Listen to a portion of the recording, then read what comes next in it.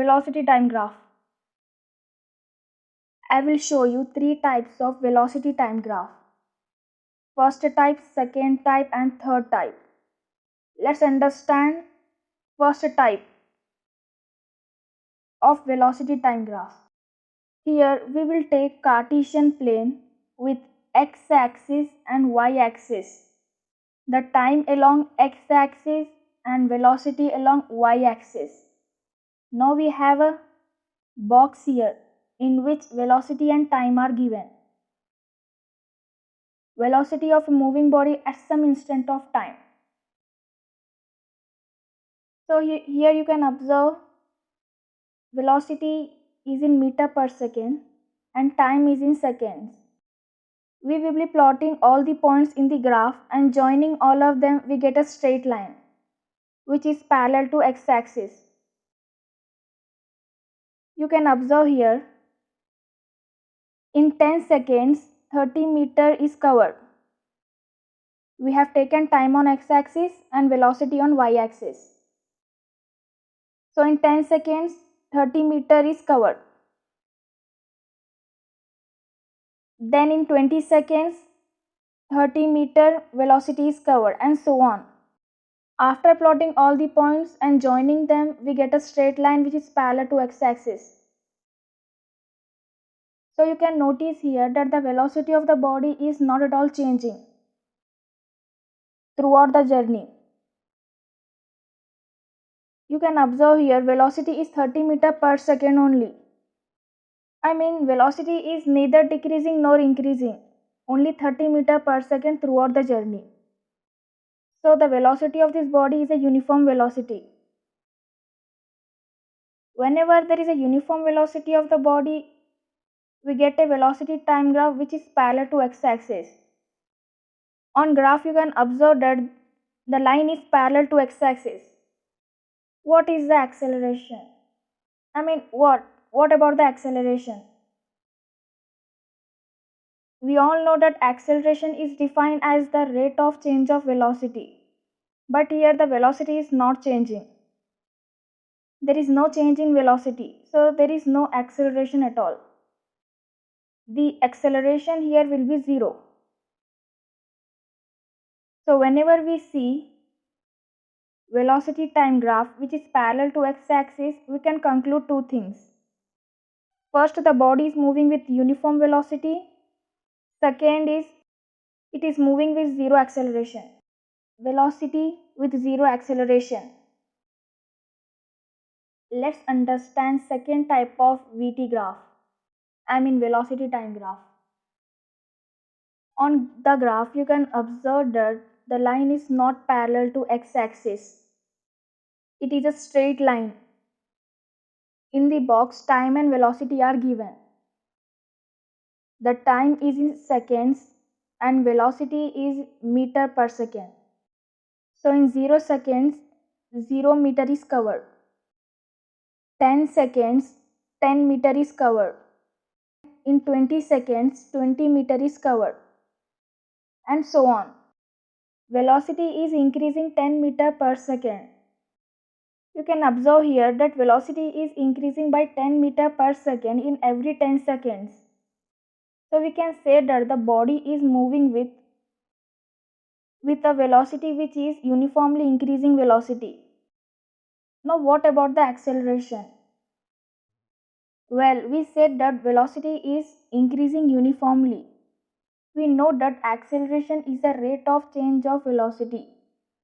But here it is uniformly changing, which means acceleration is constant in this case. So whenever we see velocity time graph is straight line and not parallel to x-axis and uniformly increasing, then the acceleration is constant.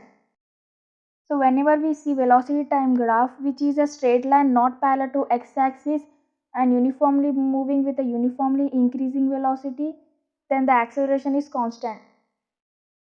Look, graphs are easy. You have to just understand it. Let's move to the third type of graph. This graph is again a straight line, but it has a negative slope. So this kind of velocity time graph means that there is a body which is moving with uniformly decreasing velocity.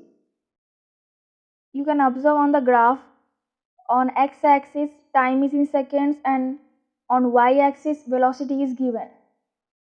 The slope is negative. Here the body is moving with uniformly decreasing velocity. So whenever there is a decreasing velocity, we call it as negative acceleration or retardation.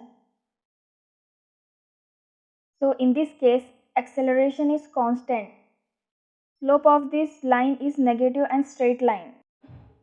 On this graph, time is in seconds and velocity is in meters. In 10 seconds, 20 meter is covered. In 20 seconds, 60 meter is covered, and so on. Let's suppose a car started from point 0, then it came to stop at point A. Then it started again from point A to B. You can observe that the graph is in a straight line. If you want to know the acceleration from point A to B, take the formula. Acceleration is equals to change in velocity by time. A equals to final velocity minus initial velocity by time. So we will be finding acceleration from point A to B. Here final velocity is 60 meter and initial velocity is time is 20 minus 10. A equals to 40 by 10. After dividing, we get an acceleration 4 meter per second square. So you can see that the slope of velocity time graph gives the acceleration. Let us now examine the nature of the velocity time graph for various types of motion. Uniform acceleration. Here you can see that time is on x-axis and velocity is on y-axis. The graph is a straight line. So in figure A, on seeing a graph like this, we can say that the body is moving with uniform velocity and with positive slope. Figure B, non-uniform acceleration. Here we can see that there is not a straight line. I mean the graph is not a straight line. Throughout the journey, graph is in curved line. So on seeing a graph like this, we can say that the body is moving with non-uniform velocity with variable acceleration which is not constant. Non-uniform retardation. In this situation, we can again observe that the graph is a curved line.